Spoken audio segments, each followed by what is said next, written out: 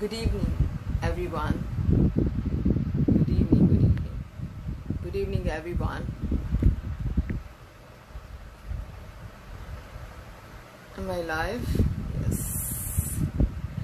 Good evening, everyone. Welcome to our live show. Am I live? Looks like, yeah. Welcome to our live show, जिसमें हम आपको बताते हैं आपके देश की बात और आपकी आमदनी से जुड़ी बातें, आपके देश में क्या चल रहा है और वो सारी बातें जो जानना आपके लिए आवश्यक है। हाँ, मैं लाइव हूँ लगातार। या वेरी गुड। सो फ्रेंड्स, हमने देखा कि किस तरह से कृषि आंदोलनों में किसान जो है अपनी पूरी जद्दोजहद में लगे हुए, किसान जो है अपनी मांगे मनवाने में लगे हुए। 3 काले कानून जो है वापस करने के लिए सरकार से गुहार लगा रहे हैं। लगभग आज 15 दिन हो गए, लेकिन सरकार उनकी बात सुनने के लिए तैयार नहीं है। आज हम ये भी देखेंगे कि कृषि कानूनों को वापस ना लेने के पीछे, कृषि कानूनों को खारिज ना करने के पीछे सरकार की क्या मंशा है और सरकार के क्या फायदे हैं, उसके बारे में आज हम बात करेंगे। हम ये भी बात करेंगे कि आपका जो नया संसद भवन 2022 में बनकर तैयार हो जाएगा, उस संसद भवन में किस तरह की सुविधाएं होगी और किस तरह के ठाट बाट होंगे, कितने सांसद उसमें बैठेंगे, इसके बारे में हम बात करेंगे। और बात करेंगे कि क्या हाल है बीजेपी पार्टी के दिल्ली में और पश्चिम बंगाल में, और आपको ये भी बताएंगे कि किस तरह से एमएसपी पर फसल खरीदना सरकारी खजाने को कम कर सकता है, बीजेपी सरकार या केंद्र सरकार के खजाने को कम कर सकता है और बीजेपी सरकार के मंसूबों पर पानी फेर सकता है। तो ये सब कुछ आज हम आपको बताएंगे। उससे पहले मैं आपको बता दूं कि आप हमारा यूट्यूब चैनल भी सब्सक्राइब कर सकते हैं, जिसमें आप सब्सक्रिप्शन बटन को प्रेस करके बेल आइकन को क्लिक कर दीजिए, जिससे जैसे ही वीडियो डलते हैं वैसे ही वीडियो आपके पास में आ जाए। जिस तरह से आपने फेसबुक पर इतने ज्यादा शेयर किए, उसी तरह से शेयर आप हमें यूट्यूब पर भी करेंगे तो हमें बहुत अच्छा लगेगा। इसमें आपके पैसे लगने वाले नहीं है, लेकिन हाँ जरूर हम एक बुद्धिजीवी समाज का निर्माण कर रहे हैं, जिसमें लगातार हमारी मेहनत रंग ला रही है और हम चाहते हैं कि हमारी मेहनत जो है वो और आगे बढ़े और हमारी मेहनत परवान चढ़े, जिसमें आप लोगों के सहयोग के बिना ये पॉसिबल नहीं है। और वैसे भी आपको टेलीविजन में सही खबर नहीं दिखाई जाती या खबरों के पीछे की खबर नहीं बताई जाती। हम आपको सच्चाई से रूबरू कराते हैं, आपको बताते हैं कि दरअसल में हकीकत क्या है। तो ये हमारा मुद्दा रहता है। हम भले ही एक दिन छोड़कर अल्टरनेट डेज पर लाइव आते हैं, मगर आपको पूरी की पूरी बात बताकर जाते हैं, कोई भी बात छूटी हुई नहीं रहती है। जरूरी नहीं कि आप हमारा पूरा वीडियो इकट्ठे देखिए, आप थोड़ा थोड़ा करके देखिए, 5-5, 10-10 मिनट करके आप देख सकते हैं। जरूरी नहीं कि एक साथ में आपको बैठ के सारा वीडियो देखना है। आप जैसे फुर्सत मिले 10-10 मिनट, 5-5 मिनट करके भी हमारा वीडियो देख सकते हैं, क्योंकि हम अल्टरनेटिवली लाइव आते हैं, एक दिन छोड़कर लाइव आते हैं। तो उस केस में वीडियो लंबा होना स्वाभाविक सी बात है। हम बिल्कुल टाइम पास करने के लिए चैनल पर लाइव नहीं आते हैं, फेसबुक हो या यूट्यूब हो या इंस्टा हो, तो हम टाइम पास करने के लिए लाइव नहीं आते। शुरू करते हैं। सबसे पहले मैं आपको बता दूं कि एक फाइनेंशियल टाइम्स की रिपोर्ट छपी है। फाइनेंशियल टाइम्स जो है एक डिजिटल न्यूज़पेपर है, उससे हम शुरू करते हैं। डिजिटल न्यूज़पेपर फाइनेंशियल टाइम्स ने जो है अपने न्यूज़पेपर में एक स्टोरी छापी है, और स्टोरी जो है अडानी साहब के बारे में छापी है कि किस तरह से अडानी साहब जो है हमारे, वो एक क्रोनी कैपिटलिस्ट है। क्रोनी कैपिटलिस्ट का मतलब होता है कि जो व्यक्ति सरकार की मदद की वजह से या सरकार के सहायता की वजह से अपनी जो है बिजनेस को बढ़ाता है, पूरी तरह से बिजनेस उसका जो क्रिएट होता है वो सरकार की मदद की वजह से, सरकार की पॉलिसीज की वजह से ही उस व्यक्ति का पूरा बिजनेस जो है क्रिएट होता है ना। शुभम हाय। तो सारा जो बिजनेस होता है उन लोगों का, वो सरकार की मदद की वजह से ही बिजनेस होता है। अगर सरकार की मदद ना हो तो उन लोगों का बिजनेस नहीं हो सकता है। तो ये चीज क्रोनी कैपिटलिज्म की डेफिनेशन है। आप और भी डेफिनेशन को सर्च कर सकते हैं गूगल पे कि क्रोनी कैपिटलिज्म की क्या डेफिनेशन है, मगर मेरे हिसाब से जितना मुझे पता है क्रोनी कैपिटलिज्म की यही डेफिनेशन है कि अगर सरकार की मदद के बिना आपका बिजनेस नहीं चल पाता है तो इसका मतलब ये है कि आप क्रोनी कैपिटलिस्ट हैं। तो फाइनेंशियल टाइम्स एक डिजिटल न्यूज़पेपर है। डिजिटल में आपको पैसे पे करने होते हैं ऑनलाइन, और आप ऑनलाइन ही इस पेपर को पढ़ सकते हैं। ये इंटरनेशनल लेवल का पेपर है, और ये न्यूज़पेपर जो है रूस से लेकर, इटली से लेकर, साउथ कोरिया, अमेरिका, चीन, जहां के भी क्रॉनी कैपिटलिस्ट है सबका इसने वर्णन किया है, लेकिन हम सिर्फ हमारे अंबानी जी पर ही सीमित रहेंगे।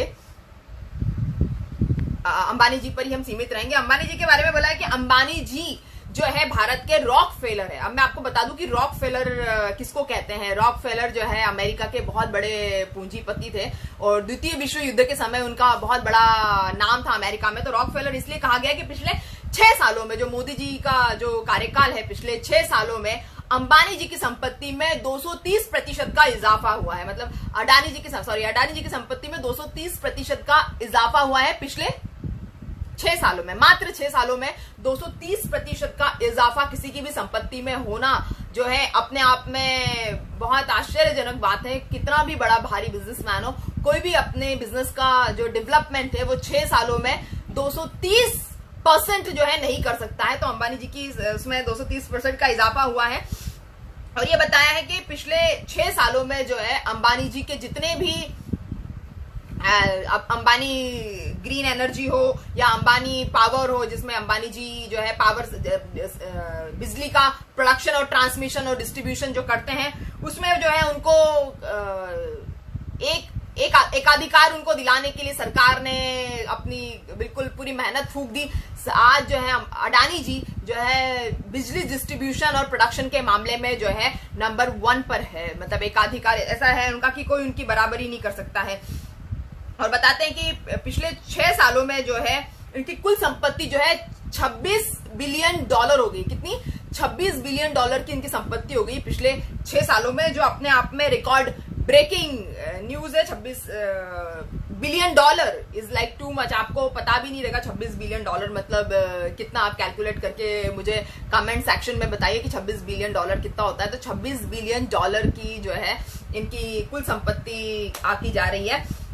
इसके अलावा एयरपोर्ट्स में भी मैं बता रही हूँ कि जहां पर योग्यता नहीं है इन बिजनेसमैन की, जहां पर योग्यता नहीं है, जहां पर इनकी जो प्रतियोगिता नहीं है इनको लेकर, कोई मतलब और भी दूसरे लोगों के टेंडर नहीं लिए जाते हैं, कोई सरकारिता नहीं है, कुछ भी नहीं है, बिना किसी कंपटीशन के, बिना किसी नैतिकता के, बिना किसी योग्यता के, बिना किसी प्रतियोगिता के उठा के सीधा जो है इनको अब प्रोजेक्ट दे दिया जाता है। जैसे इनको 6 एयरपोर्ट्स का प्रोजेक्ट मिला, जिसमें लखनऊ, जयपुर, अहमदाबाद और कलकत्ता जैसे कई सारे एयरपोर्ट है। तिरुवनंतपुरम एयरपोर्ट है केरला का।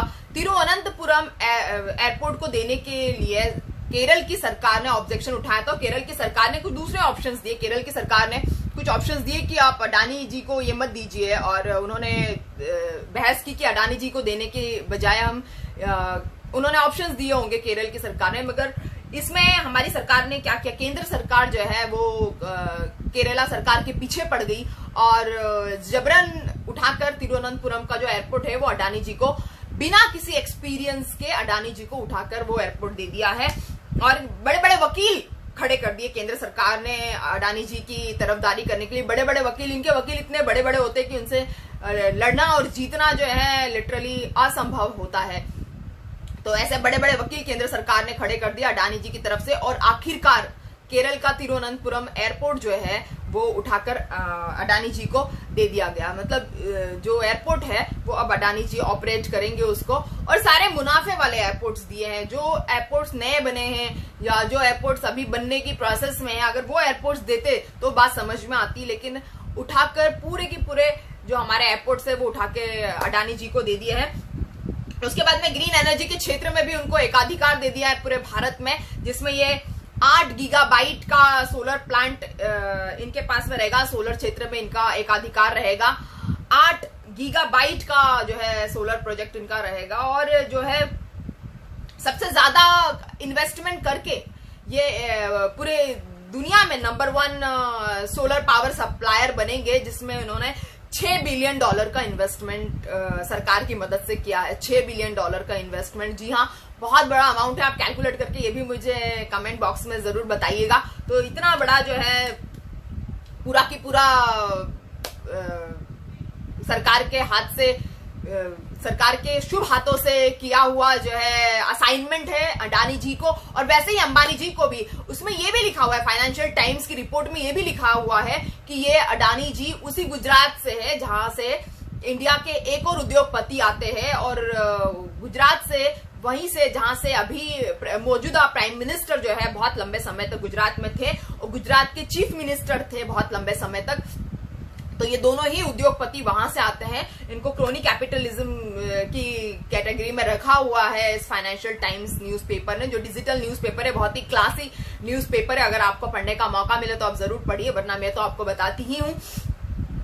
उसके बाद में ये भी बताया है कि इस तरह की चीजें रूस में भी हुई है, दक्षिण कोरिया में भी। जब दक्षिण कोरिया अलग हुआ था तो दक्षिण कोरिया में भी अमेरिका से टेक्नोलॉजी लेकर कुछ पूंजीपतियों को सरकार ने आगे बढ़ाया था। रूस में भी इस तरह की बातें सामने आई। इंडिया में भी कई सारी कंपनी है, जैसे जे ग्रुप का नाम उन्होंने लिखा है, अनिल अंबानी की कंपनी का नाम उन्होंने लिखा हुआ है राफेल वाले केस में, और रिलायंस टेलीकॉम के केस में। जब बिना एक्सपीरियंस के कोई बिजनेस एंटरप्राइजेस में घुसता है तो लास्टली उनको फेल्यूर का सामना करना पड़ता है, और वो फेल्यूर का जो सामना होता है उसका जो बोझ होता है वो सरकार के कंधों पे सरकार नहीं लेती, उल्टा जनता के कंधों पर उसको लाद दिया जाता है। तो ये चीजें बताई गई है। उसमें ये भी बताया गया था कि 2014 से पहले रिलायंस के जितने पेट्रोल पंप थे वो ऑलमोस्ट इंडिया में बंद थे, लेकिन 2014 के बाद में सारे ही रिलायंस के पेट्रोल पंप जो है वो बहुत अच्छा काम कर रहे हैं। यही नहीं, उसमें ये भी लिखा गया है कि अडानी ग्रुप वही है, अडानी ग्रुप की बात कर रही हो,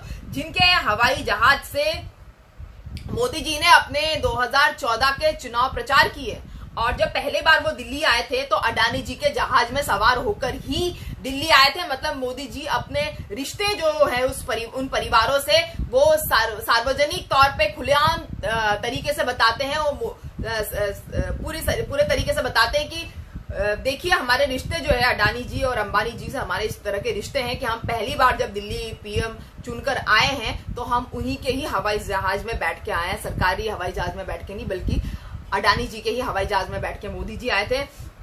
उसमें यह भी लिखा गया कि इस तरह के जो एंटरप्राइजेस होते हैं उसको संभालना बड़ा मुश्किल होता है। बाद में जो है इस तरह के जो बिना एक्सपीरियंसेस के जो क्रॉनी कैपिटलिस्ट बनते हैं वो जो है फेलियर हो जाते हैं, और फिर सरकार जो है उनका कर्जा वर्जा माफ कर देती है, जिससे पीएसयू को हानि पहुंचती, जो हमारे सरकारी यूनिट्स होते हैं, सरकारी बैंकें होती है, उनको नुकसान पहुंचता है। और सरकार जो है कोई ना कोई योजना बना के, कोई ना कोई नीति बना के, कोई ना कोई बजट बना के इनके कर्जे भी माफ कर देती है। ऐसा भी उस न्यूज़पेपर में, मतलब पूरा डिटेलिंग जो है फाइनेंशियल टाइम्स ने पूरा डिटेलिंग दिया हुआ है।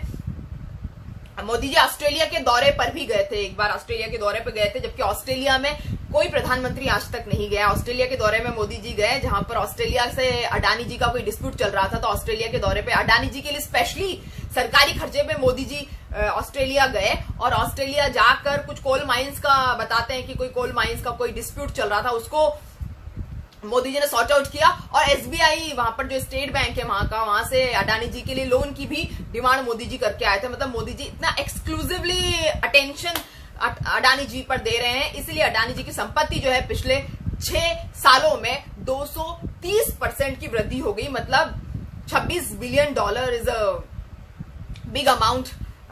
कैलकुलेट मुझसे तो होगा नहीं। तो ये और फिर क्या होता है कि सरकार इस तरह के काम करती, क्रॉनी कैपिटलिज्म को बढ़ावा दे रही है, और यही लोग जो पैसा कमा लेते हैं तो यही लोग पैसा जो है सरकारी खजाने में देते हैं, सरकार को चंदा देते हैं, जिस चंदे से मोदी जी इलेक्शन लड़कर अपनी गद्दी पर दोबारा से आसीन हो जाते हैं। मतलब एक तरह से समझ लीजिए कि सरकार जो है इनके लिए काम कर रही है, ये लोग जो है सरकार के लिए काम कर रहे हैं। तो आपस में ये जुड़वा भाइयों की तरह है, मतलब आपस में एक दूसरे के लिए काम कर रहे हैं, सगे भाइयों की तरह काम कर रहे हैं, जुड़वा भाइयों की तरह ये लोग काम कर रहे हैं। तो इस तरह से फाइनेंशियल टाइम्स में ऐसा लिखा हुआ है, ऐसा मैं बिल्कुल नहीं कह रही हूँ। तो आप प्लीज जो लोग नेगेटिव लोग हैं वो मुझे कमेंट ना करें कि आप ऐसा कहती रहती हो। ये फाइनेंशियल टाइम्स की रिपोर्ट है जो मैंने पढ़ी हुई है।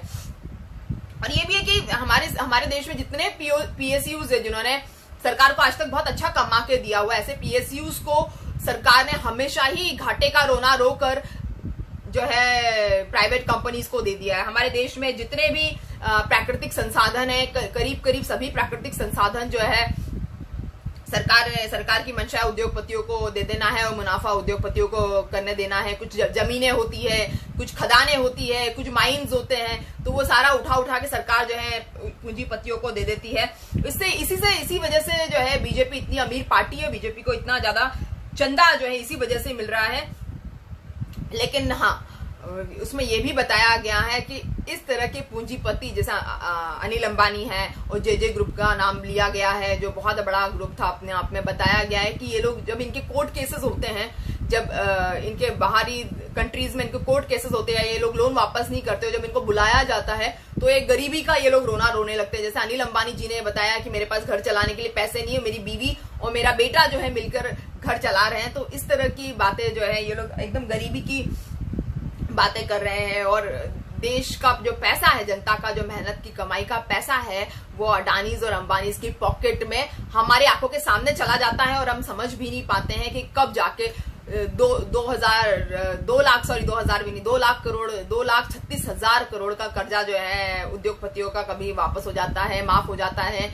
और कभी कभी उद्योगपति का 3,36,000 करोड़ का कर्जा माफ हो जाता है, कभी कभी उद्योगपतियों का 4.5 लाख का कर्जा माफ हो जाता है और हमें भनक तक नहीं पड़ती। तो यही फाइनेंशियल टाइम्स की रिपोर्ट थी जो मैं चाहती थी कि आप लोग देखें। आगे बढ़ते हैं, नए संसद भवन की बात करते हैं कि नया संसद भवन जो है हमारा वो बन के 2022 तक तैयार हो जाएगा। उसमें सारी डिजिटल फैसिलिटीज है और एक साथ उसमें करीब 1224 सांसद इकट्ठे बैठ सकते हैं। जो ये संसद भवन है, 1224 सांसद इकट्ठे बैठेंगे। इन सांसदों को तमाम सुविधाएं दी जाएगी, जो डिजिटल सुविधाएं होती है और बटन दबाकर काम करने वाली सुविधाएं जो होती है, वो सारी उनको टेक्नोलॉजी फ्रेंडली ये संसद भवन बनाया जा रहा है। हालांकि सुप्रीम कोर्ट ने इस पर रोक लगा दी है कि जब हमारे देश में बेरोजगारी इतनी ज्यादा चरम पर है, हमारे यहाँ पर स्वास्थ्य सेवाएं जो है बिल्कुल ढीली पीली है और हमारे यहाँ पर शिक्षा की कोई सुविधाएं नहीं है। स्कूल कॉलेजेस बनाने को ये सरकार पिछले 6 सालों में ना स्कूल बना रही है ना कॉलेज बना रही है। तो ऐसे में भी संसद भवन बनाने की जरूरत क्यों पड़ी, इतनी सुख सुविधाएं सांसदों को क्यों चाहिए? ये मामला सुप्रीम कोर्ट में लंबित है। फिर भी मैं आपको बता दूं कि 64,500 स्क्वायर मीटर में ये संसद भवन बनेगा और इसकी न्यू जो है वो कल मोदी जी ने 10 तारीख को रखी, बावजूद इसके कि सुप्रीम कोर्ट में मामला लंबित है। सुप्रीम कोर्ट ने कहा आप न्यू तो रख सकते हैं लेकिन निर्माण काम आप शुरू नहीं कर सकते जब तक मामला सुप्रीम कोर्ट में लंबित है। और ये भी है कि मोदी जी ने काफी ज्यादा बातें की, जैसे मोदी जी हमेशा ही अपनी बातें करते रहते हैं। इस समय भी मोदी जी ने बहुत सारी बातें की। मोदी जी ने ये कहा है कि सिख गुरु नानक देव की बात की है उन्होंने। सिख गुरु नानक देव ने कहा है कि जब तक दुनिया चलती है तब तक संवाद चलते रहना चाहिए। मतलब संवाद चलते रहना चाहिए, काम हो चाहे ना हो, कुछ काम करना है तो करो, नहीं करना है तो मत करो, लेकिन संवाद चलते रहना चाहिए। और मोदी जी ने भी कहा कि हम सब मिलके इस नए संसद भवन को बनाएंगे और जो हमारे लोकतंत्र का उदाहरण रहेगा, लोकतंत्र का सबसे लोकप्रिय उदाहरण रहेगा संसद भवन। मुझे समझ में नहीं आता है कि लोकतंत्र की बात कहां से आ जाती है संसद भवन को लेकर।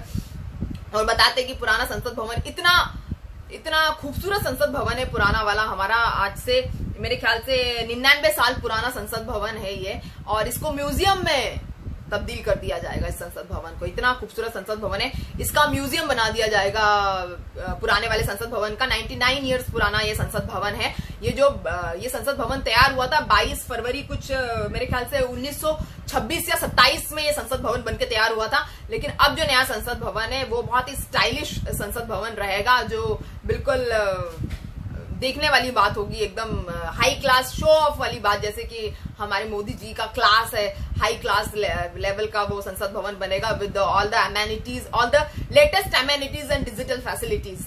तो ये है हमारे आज के जो संसद भवन की बात में जो मोदी जी ने कहा है। उन्होंने ये भी कहा है कि इस तरह से संसद भवन हम बना लेंगे, मिलकर हमारे भारत देश का निर्माण करेंगे और 2047 तक हम देखेंगे कि हम कैसे भारत को चाहते हैं। 2047 तक हम जो है हम बताएंगे कि हम किस तरह के भारत को चाहते हैं और किस तरह का भारत का हम निर्माण करना चाहते हैं। उसके लिए हमें सबको मिलकर संकल्प लेना चाहिए। मतलब मोदी जी संसद भवन बनाने के लिए कितनी बातें कर रहे हैं और ये भी बता रहे हैं कि जो है संसद भवन बन जाएगा और जो है लोकतंत्र में जो है आशावाद होना चाहिए। मतलब संसद भवन बनेगा तभी कोई आशा की किरण जो है आपको मिलेगी, वरना तब तक आप कोई आशा मत रखिए सरकार से। तो नया संसद भवन बनना कितना ज्यादा इंपॉर्टेंट है कि लोकतंत्र में आशावाद का होना बहुत जरूरी है। लोकतंत्र में आशावाद होना चाहिए। और मोदी जी ने ये भी बताया है कि वो दिन दूर नहीं जब पूरी दुनिया हमारे लोकतंत्र का गुणगान करेगी। मतलब नया संसद भवन बनने से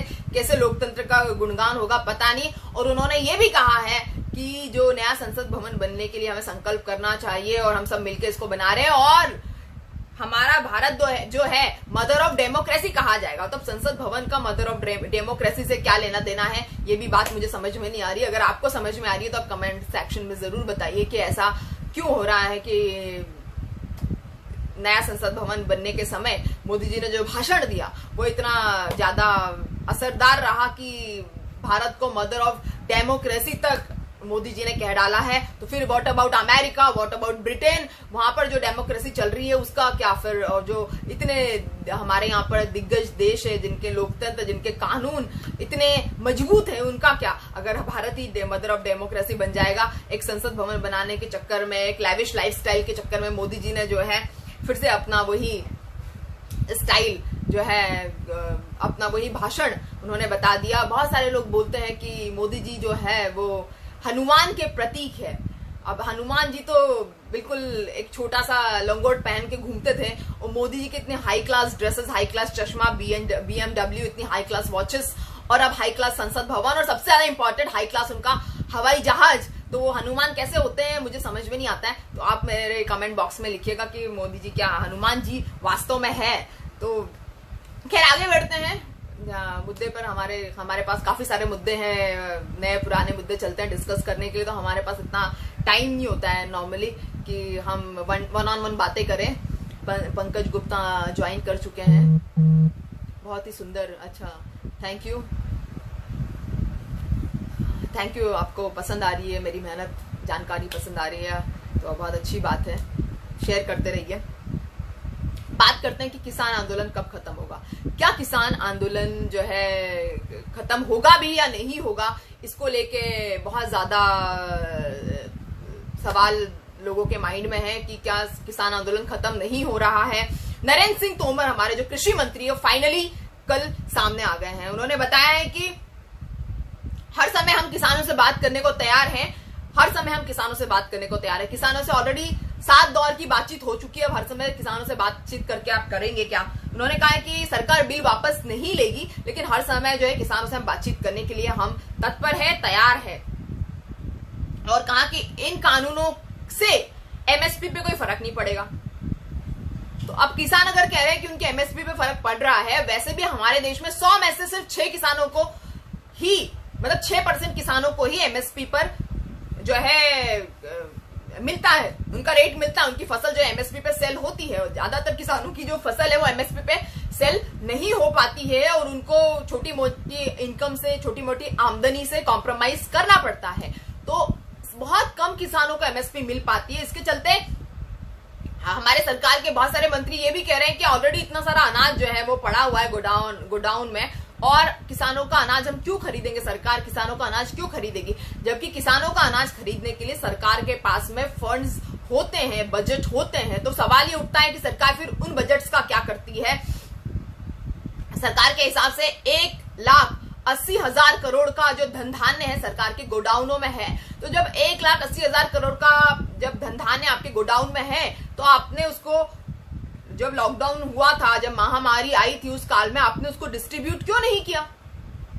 राइट? उसके बाद में MSP जो है वो हर किसान का अपना कर्तव्य है, इसको आप गारंटीड क्यों नहीं कर रहे हैं? अगर एक सुई बनाने वाला, अगर एक छोटा मोटा कामगार इंसान अगर अपने प्रोडक्ट की प्राइस, छोटा मोटा इंटरप्राइज MSME वाला या छोटे मोटे प्रोडक्ट का उत्पादन करने वाले, इवन बीड़ी सिगरेट वाले भी अपने प्रोडक्ट की कॉस्ट अगर खुद तय करते, तो हमारे किसान जो धूप में, बारिश में, सर्दी में लड़कर जो है मेहनत कर हमारे अन्नदाता जो है फसल उगाते हैं, तो फिर वो क्यों नहीं अपनी फसल की प्राइस तय कर सकते हैं? तो उनका MSP गारंटीड करने में प्रॉब्लम क्या है?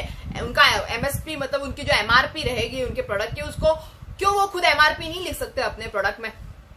उसको लेके भी लोगों को लगता है कि जब MSP गारंटीड कर देगी तो सरकार का जो है 15 लाख करोड़ रुपए का जो बजट है वो किसानों के लिए चला जाएगा। अब 15 लाख करोड़ का अगर बजट किसानों के लिए चला जाता है और 15 लाख करोड़ अगर किसान अपने घर पे लेकर जाएंगे हमारे देश के, तो वो ऑब्वियसली पैसे को खर्चा करेंगे, और जब वो पैसे को खर्चा करेंगे तो हमारे देश की इकोनॉमी तो ऐसे ही बढ़ जाएगी, हमारा देश गरीब देश रहेगा ही नहीं। ये लॉजिक किसी को समझ में क्यों नहीं आता है, सारे नेताओं को ये लॉजिक समझ में क्यों नहीं आता है? अगर सरकार 15 लाख करोड़ तो क्या 30 लाख करोड़ भी अगर किसानों के लिए खर्चा कर दे तो उसमें कोई बुराई नहीं है, वो किसानों का ही पैसा है। और सरकार जो है एमएसपी गारंटीड अगर करेगी तो दूसरे जो और भी बिचौलिए हैं या बिजनेसमैन हैं वो भी किसानों को ठगने से डरेंगे। किसान सिर्फ इतना चाहते हैं कि एमएसपी गारंटीड कर दे। इनके 3 काले कानून जो है सरकार वापस नहीं लेना चाहती है, लेकिन सरकार ने बहुत सारे मुद्दे बताए कि बहुत सारे मुद्दे वो करना चाहती है, लेकिन हाँ कि सरकार जो है वो बहुत सारे मुद्दों पे बात कर रही है, लेकिन सरकार जो है एमएसपी गारंटीड नहीं कर रही है और 3 काले कानूनों को वापस सरकार नहीं ले रही है। सरकार कह रही है कि मंडी कानून जो एपीएमसी है उसको मजबूत कर देंगे, एपीएमसी को मजबूत कर देंगे, मंडी कानून को मजबूत कर देंगे। ठीक है, सरकार ने भी कहा है कि बिजली में जो ज्यादा बिजली का उनका बिल ज्यादा आता है इसलिए बहुत सारे किसान सुसाइड भी कर लेते हैं, बिजली का बिल भी नहीं भर पाते हैं, तो कहा बिजली में भी संशोधन कर देंगे। उन्होंने कहा प्राइवेट प्लेयर्स के लिए, प्राइवेट प्लेयर्स मतलब जो लोग बाहर से कॉर्पोरेट वाले जो कूदेंगे उनके लिए रजिस्ट्रेशन हम रख देंगे, रजिस्ट्रेशन चार्जेस उनसे लेंगे, उन पर टैक्स लगाएंगे। प्राइवेट प्लेयर्स पे जो प्राइवेट प्लेयर जो किसान नहीं है वो जबरदस्ती खेती बाड़ी में कूद रहे हैं जो लोग, उन पे टैक्स लगाएंगे, उन पर रजिस्ट्रेशन लगा देंगे। सरकार ने ये भी कहा है कि पराली जलाने पे सख्त कानून है वो हटा देंगे, पराली जलाने पे करोड़ों का जुर्माना है वो हम हटा देंगे। सरकार ने कहा है कि फास्ट ट्रैक कोर्ट बनाए जाएंगे, मतलब किसान अभी अपने काम धंधे छोड़ के जुताई और बुआई छोड़कर वो जो है वो कोर्टों के चक्कर लगाएगा,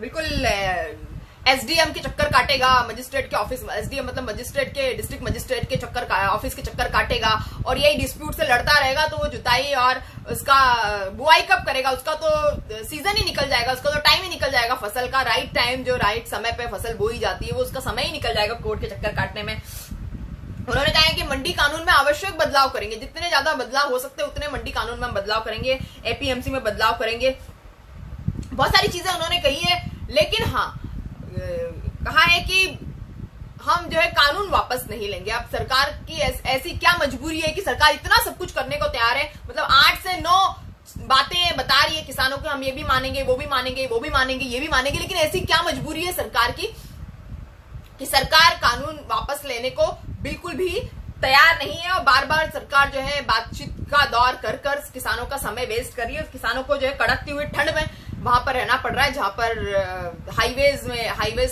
हाईवेज को जाम करना पड़ रहा है, जहां पर इतनी कड़कती ठंड में रहना जो है बिल्कुल इम्पॉसिबल चीज है। इतनी कड़कती हुई ठंड में किसान रह रहे हैं और लगातार किसानों की डेथ हो रही है। अभी तक 17 किसानों की डेथ हो चुकी है अलग अलग कारणों से, कुछ जवान किसानों की भी डेथ हो गई और किसान बोलकर आए कि हम अपना हक लेने आए हैं तो हम अपना हक लेकर जाएंगे। हम अगर फसल बो रहे हैं तो हमारी फसल पे हमारा प्राइस का स्टैंप लगना बहुत ज्यादा जरूरी है। अगर हम फसल बो रहे हैं तो हमारा प्राइस स्टैंप क्यों ना लगे। लेकिन सरकार कह रही है कि अगर हमने एमएसपी गारंटीड कर दिया, हमने एमएसपी या किसानों की एमआरपी पे फसल लेना शुरू कर दिया, तो हमारे देश का जो बजट है, हमारा जो बजट है, कृषि का बजट है, वो बढ़ जाएगा। देश का कुल रेवेन्यू जो है वो 30 लाख करोड़ है हमारे देश का, और अगर 15 लाख करोड़ अगर किसानों को ही दे दिया जाएगा तो सारा पैसा जो है टैक्स पेयर्स को ही अपनी जेब से भरना पड़ेगा। मतलब इस तरह से सरकार एक तरफ तो किसानों को डरा रही है कि ये कर देंगे और तीनों कानून वापस नहीं लेंगे, और दूसरी तरफ सरकार टैक्स पेयर्स को डरा रही है कि नहीं आपका टैक्स बढ़ जाएगा, आपका टैक्स बढ़ जाएगा। तो इस तरह से जो है दोनों ही खानों में सरकार जो है, दोनों ही खेमों में अपना जो है अपना दबदबा दिखा रही है और अपना जो है हेड भी मेरा टेल भी मेरा वैसा वाला काम सरकार कर रही है। मतलब दोनों ही खेमों को डरा रही है कुल मिलाकर सरकार, टैक्स पेयर्स को भी और किसानों को भी। एक और बात समझ में आती है कि सरकार के पास में एक आरबीआई में कंटीजेंसी फंड होता है, जो इमरजेंसी में, कोरोना महामारी में, इस तरह के आंदोलनों में बहुत बार सरकार उसमें से पैसा निकाल के मदद कर देगी या कुछ परचेसिंग कर लेगी, फिर बाद में उसको वापस सरकार जमा कर देगी। जो कंटीजेंसी फंड बिना वजह के मोदी सरकार ने निकाल के 1 करोड़ 76 लाख, नहीं सॉरी मैं आपको बताती हूँ, 1 करोड़ 76 हजार करोड़ का ये जो है कंटीजेंसी फंड था जो सरकार ने 2019 में निकालकर, आरबीआई से निकालकर अपने सरकारी फंड में उसको रख लिया था। तो जो कंटीजेंसी फंड जो मोदी सरकार का था वो 1 करोड़ 76, मतलब करीब करीब 2,000 करोड़ का फंड था। तो वो फंड जो है मोदी सरकार ने आरबीआई से निकालकर वो अपने फंड में रख लिया है। मतलब जब ये सब कुछ हो सकता है, दुनिया भर की बातें हो सकती है, तो किसानों को एमएसपी क्यों नहीं दे सकते? किसानों का जो बजट है 15 लाख करोड़ का, वो गारंटीड क्यों नहीं हो सकता? उनको एमएसपी क्यों नहीं मिल सकती? वो अगर उनको पैसा हम लोग देते हैं, अगर वो आत्महत्या नहीं करते हैं, वो अपना घर ठीक से चला लेते हैं, वो अपनी फसल ठीक से काट लेते हैं, ठीक से अपनी फसल बो देते हैं, ठीक से इनकम करते हैं, तो देश की इकोनॉमी में ही तो वो कंट्रीब्यूट करेंगे ना। घर अपना जो है लेकर धन, उसको आग तो नहीं लगा देंगे माचिस से, या उसको कहीं जाकर छुपा तो नहीं देंगे। पैसा जो कमाएंगे वो छुपाएंगे नहीं, बिल्कुल मार्केट जाएंगे, परचेसिंग कैपेसिटी किसान की बढ़ेगी और जो देश की इकोनॉमी के लिए अच्छा होगा, बहुत बेहतर होगा। तो ऐसे में तो सरकार को फौरन किसानों की बात मान लेनी चाहिए और एमएसपी गारंटीड कर देनी चाहिए। अगर हर छोटा मोटा मैन्युफैक्चरर अपनी कीमतें खुद तय करता है, अपनी चीजों की कीमतें खुद तय करता है, एमआरपी खुद तय करता है, तो किसान अपनी एमएसपी क्यों तय ना करे? टैक्स पेयर का उसमें कोई लेना देना ही नहीं है। लेकिन फिर भी खैर, कन्हैया कुमार जी भी इस बीच में किसानों के बीच में पहुंच गए हैं और कन्हैया कुमार जी जो बता रहे हैं वो ऐसा बता रहे हैं कि किसान, हमारे यहाँ के देश के जो किसान होते हैं उनकी पावर बहुत ज्यादा होती है। वो जो खुले बैल होते हैं, जो पगलाए हुए बैल होते हैं, बैलों को काबू कर सकते, सरकार को काबू क्यों नहीं कर सकते? उन्होंने बताया कि 2022 तक मोदी जी ने बताया था कि किसानों की आय दुगनी हो जाएगी, मगर पिछले 6 सालों में किसानों की सुसाइड का रेट बहुत ज्यादा आ रहा है और बहुत ज्यादा किसानों ने पिछले 6 सालों में सुसाइड किया है। मतलब किसानों की सुसाइड का रेट ऑलमोस्ट डबल हो गया है और 2022 तक किसानों की आय अगर दुगनी हो जाएगी तो फिर आप छोटा सा काम क्यों नहीं कर देते? एमएसपी गारंटीड क्यों नहीं कर देते? किसान जैसे पहले थे, उनको अपनी भलाई नहीं करवानी है, उनको ज्यादा लाभ नहीं चाहिए, वो थोड़े में सेटिस्फाइड है, तो क्यों नहीं आप उनके काले कानून वापस ले लेते हैं? उन्होंने कहा है कि ये बड़े पैमाने पे झूठ फैलाया जा रहा है, किसानों को बंधुआ मजदूर बनाने के लिए बड़े पैमाने पे ये 3 काले कानून जो बहुत बड़े पैमाने पे झूठ है। उन्होंने कहा है कि हमारे देश में जय जवान जय किसान का नारा लगाया जाता है, जो शायद अब भूलना पड़ेगा। मतलब जय जवान जय किसान नहीं होगा, अब वो उनका अपना अलग स्टेटमेंट है। तो जो अपने स्टाइल में कन्हैया कुमार जी कहते हैं कि जय जवान जय किसान को भूल के जय जवान जय धन्ना सेठ, इस तरह का कुछ नारा हमारे देश में बनाया जाएगा। शायद हमारे देश में लाल बहादुर शास्त्री से लेके जितने भी हमारे पुराने नेता हैं, बहुत सारे जो है किसानों के ही बेटे थे और किसानों के ही बेटे सोल्जर्स बनते हैं, जो सरहद पे हमारी रक्षा करते हैं। किसानों के ही बेटे हैं जो साइंटिस्ट बनते हैं, किसानों के ही बच्चे हैं जो डॉक्टर्स बनते हैं, किसानों के ही बच्चे होते हैं जो देश की सेवा के लिए रात दिन फसल उगाते हैं और मंडियों में तपती धूप और सर्दी में बारिश में जो है मौसम का सामना करते हुए अपने माल को खपत करने के लिए मंडी तक आते हैं। और किसानों को पता है कि कितनी मेहनत के बाद में उनको छोटी मोटी इनकम मिलती है, जो इनकम जो है सरकार ताक लगा के बैठी हुई है। तो एक किसानों के नेता है राकेश टिकैत ने कहा है कि इस बार सरकार की मनमानी नहीं चलेगी, हम जो कहेंगे सिर्फ वही सरकार को मानना पड़ेगा। ऐसा राकेश टिकैत एक बहुत फेमस नेता है किसानों के, उन्होंने ऐसा कहा है। उसके बाद में बूटा सिंह किसानों के नेता है, कल की बातचीत के फेल होने के बाद में बूटा सिंह ने कहा है कि अब हम रेलवे ट्रैक्स को रोकने का काम शुरू करेंगे और हिंदुस्तान के जितने ज्यादा हो सके रेलवे ट्रैक्स हम बंद करेंगे ताकि सरकार का नुकसान होगा और फिर उसमें सरकार हमारी बात को मानने लग जाएगी। लेकिन सरकार के मंत्रियों का यह कहना है कि अगर जिस तरह से किसान धरना देंगे उस तरह से अगर व्यापारी भी धरना देना चालू कर देंगे, व्यापारी भी किसानों की फसल को अगर लेने से मना कर देंगे और एमएसपी गारंटीड की वजह से या 3 किसान कानून वापस लेने की वजह से, तो सरकार के ऊपर बोझ बढ़ जाएगा। मतलब सरकार फिर अपने ही बारे में सोच रही है सेल्फिश होकर, सरकार फिर वही अपने व्यापारी मित्रों के बारे में सोच रही है सेल्फिश होकर, व्यापारी घरानों के बारे में सोच रही है सेल्फिश होकर। लेकिन सरकार ये नहीं सोच रही है कि किसान is the manufacturer of its फसल, तो फसल का जो मैन्युफैक्चरर है वो किसान है। तो if the farmer is the manufacturer of the harvest, तो क्यों नहीं उनको एमआरपी या एमएसपी मिलना चाहिए? एमएसपी या एमआरपी एक ही बात है। मतलब मैं आपको बता रही हूँ कि एमआरपी मतलब एमएसपी मतलब मिनिमम सपोर्ट प्राइस जो लिखी जानी चाहिए बोरे पे और वो एमआरपी बन जाएगी। तो किसानों को क्यों नहीं मिलना चाहिए। अगर एक बीड़ी बनाने वाला है, एक छोटा मोटा सुई बनाने वाला, एक अपना कह सकते हैं छोटे मोटे आइटमों का निर्माण करने वाला, अगर एक शर्ट बनाने वाला, या हम कह सकते हैं एक फेस मास्क बनाने वाला, या एक सैनिटाइजर बनाने वाला, या जो भी छोटे छोटे आइटम बनाने वाला मैन्युफैक्चरर अगर अपनी कीमत अपने आइटम की तय कर लेता है, उसको प्रिंट कर देता है बॉटल पे या पैकेट पे, तो किसान अपने बोरे पर क्यों अपनी कीमत नहीं लिख सकते, क्यों एमआरपी नहीं लिख सकते, क्यों किसानों को दर दर की ठोकरें खाने के लिए छोड़ दिया जाता है, और क्यों किसानों को ज्यादा से ज्यादा मेहनत करने के लिए उनको उकसाया जाता है, और किसान जो है हमेशा ही शोषण का शिकार बने रहते हैं। अगर ये तीनों कानून लग जाते तो किसान शोषण का शिकार बने रहेंगे। तो किसानों ने कहा है हम अपना हक लेने आए हैं और हक लेकर ही जाएंगे, हम ऐसे जाने वाले नहीं हैं। किसानों ने यह भी कहा है कि हम अपने घर पर बोलकर आए, अपने बीवी बच्चों को और अपने पड़ोसियों को बोलकर आए कि हमारे आने की राह मत देखना। मतलब किसान एकदम डटे हुए हैं, जमे हुए हैं, वो किसी की भी बात सुनने को समझने को तैयार नहीं है। वो चाहते हैं कि जो 3 काले कानूनों के लिए वो दर दर की ठोकरें खा रहे हैं, वो तीनों काले कानून जो है उनके वापस ले लिए जाए, और वो कहीं पर भी एसडीएम के ऑफिस या डीएम के ऑफिस जाने के लिए उनके पास में फुर्सत नहीं है। मैं आपको बता दूं कुछ उदाहरण बता दूं मैं आपको कि जो पेप्सिको है गुजरात की कंपनी, वही गुजरात जो सबके लिए आइडियल है, जो जहां से मोदी जी बिलोंग करते हैं और जहां से मोदी जी का राज रहा है, जहां पर 15 साल तक, तो उसी गुजरात में पेप्सिको ने किसानों को कॉन्ट्रैक्ट दिया था कि आप आलू की फसल उगाइए।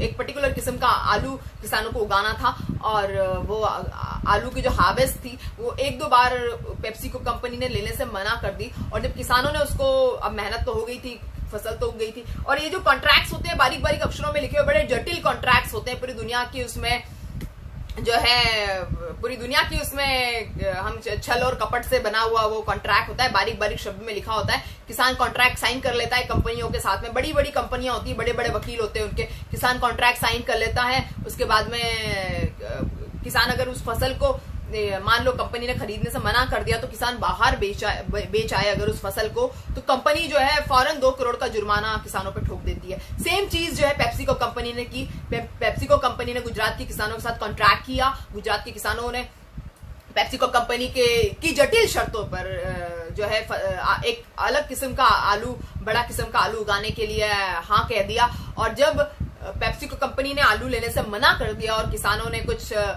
10-20 हजार का आलू मार्केट में जाके बेचने की कोशिश की, तो पेप्सिको कंपनी ने करोड़ों का जुर्माना किसानों पे ठोक दिया है। और बाद में इलेक्शन आ गया, खैर लोकसभा इलेक्शन की वजह से वो मामला जो है माफ कर दिया पेप्सिको कंपनी ने।